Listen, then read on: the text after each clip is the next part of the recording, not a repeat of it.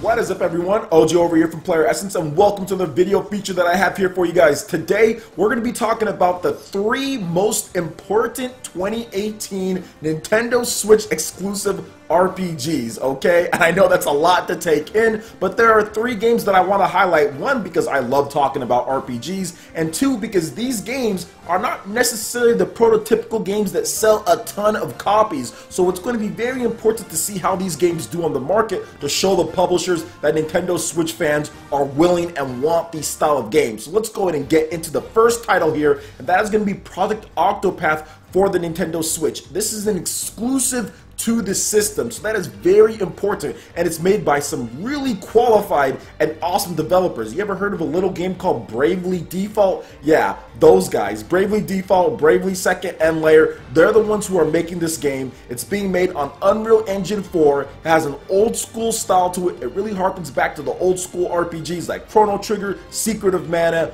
all of those games like that, and it's coming exclusively to the Nintendo Switch from Square Enix. This is an opportunity to show Square Enix that something outside of Dragon Quest can sell on a Nintendo system when it comes to an RPG. Now, we've all known that this is the case, but Square Enix has been somewhat hesitant when it comes to RPGs and titles outside of their staple Dragon Quest for Nintendo systems that Nintendo actually had to deal with them. So I do feel that Project Octopath will be a big test just to see how things are, because this is a big game, particularly because it uses the Unreal Engine 4. There's a lot of stuff going into it. It's going to have a lot of voice acting in there. Don't let the graphics fool you. This is definitely a cut above what they did with Bravely Default on the Nintendo 3DS. So I really want to see this game succeed. There's a lot of cool things about this game. The combat system is fast and fluid. It's awesome use of HD rumble as far as breaking your opponents. There's a lot of cool mechanics with powering up and using the semi-Bravely Default system, which I think that they will improve. Some people were saying that was a little bit too simplistic as far as the combat goes.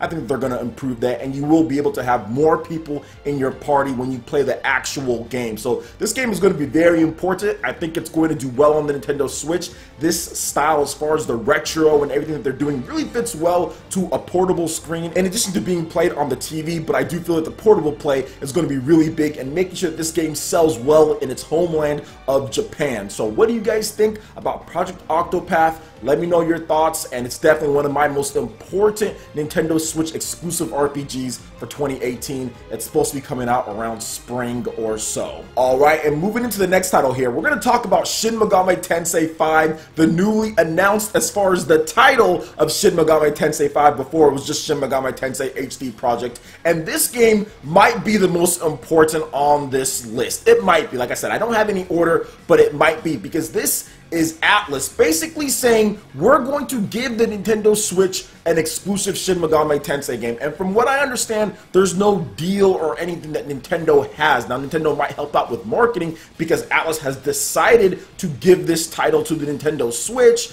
but I do feel that they probably did it for budget concerns and also to help out with domestic sales in Japan. But either way, the developer did say that they're putting it on the Switch because of the fact that you can play it anywhere that you want, and Nintendo systems have done well with Shin Megami Tensei in the past. Shin Megami Tensei 4, Shin Megami Tensei 4 Final, but this is very important for this game to do well because it is a mainline Shin Megami Tensei game. It is not a spin-off. It's not anything like that, and it's coming exclusively to the Switch from a third-party developer when it comes to Sega and Atlus. And I would like nothing more to show Sega that Switch fans are more than willing to purchase this type of dark, hardcore RPG. I think that it can really send some shockwaves out there to the rest of the industry, and especially Japanese developers, more Japanese developers, to get your games on Switch ASAP. Look at what they did. They announced this game early. They announced it back in the January press conference. People got hyped for it. They revealed some more information. 2018 it launches, and even though it doesn't have the install base as far as the Nintendo Switch as the PS4 or anything like that, we can still sell as much as Persona. We can still sell as much as other RPGs out there. If this game does come out and it reviews well, it's a good game, which I think it's going to be good. Obviously, it's Shin Megami Tensei. It's a mainline Shin Megami Tensei game. You know, if it comes out and it does well, and it does as well as Persona, or if it even does better, which I think it should have. If well more than 500,000 people have purchased Bomberman and Street Fighter, then you guys better go out there and purchase this game. So I do feel that it should match, if not exceed, Persona when it comes to sales. If it does that, that will pretty much send the final like nail in the coffin when it comes to Japanese developers. Don't skimp out. Don't say, oh, well, we're going to wait. Don't ask to port beg. Just put your game on there and you'll be good. A lot of Japanese developers are getting it, but there's still some hard-headed ones out there, which eventually they'll get their games, all of them. But like I said, it's very important for this game to do well, and obviously it's important for the Nintendo Switch to have big RPGs in 2018, because we got some big ones with Xenoblade Chronicles. That was nice. We got some smaller ones with I Am Setsuna and Fire Emblem Warriors, but definitely in 2018, it's looking to be pretty good when it comes to this, and I want to show Atlas that we're more than willing to purchase these type of games. So what do you guys think about Shin Megami Tensei 5? You excited for it? How important do you think it is? Let me know in the comment section below. And moving on to the last game here, we've got Fire Emblem for the Nintendo Switch, which is confirmed for a 2018 release at some point. Fire Emblem games usually come out in the first half of the year, so I'm guessing this game is going to be out sometime between February and May or so of 2018. This is the 16th installment of the Fire Emblem franchise. This is a long and storied and historic franchise with so many good games, such a dedicated fan base, and a smaller install base than when Fire Emblem Awakening came out on the 3DS. So we have to make sure this game does well. Now, obviously, Fire Emblem is not in the position that it was in as far as with Shadow Dragon on the DS. They were coming off some rough installments as far as sales go. Fire Emblem is far more popular, but I do feel that we need to just make sure that we keep that popularity there. The last thing that I want is the sales to not be quite as good as Fates or Awakening. That Nintendo's like, maybe we should wait before this franchise really gets the installments that it deserves, so we get those games like Fire Emblem Echoes and we get all of this stuff. So I really do think that this game needs to do well, and it's very important just to show the diversity as far as Nintendo's lineup.